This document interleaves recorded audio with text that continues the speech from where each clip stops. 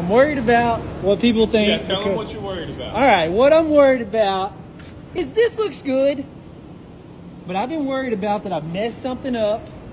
And what were you worried about people seeing? All these scratches. And why would you be worried about that? Like maybe you didn't do it right? Yeah, because I don't have a clue what I was doing. And I did do some stuff wrong. Sure, but you don't care. I'm not messing nothing up on this truck. It's just an old long bed. Who cares? You're It's right. good to learn.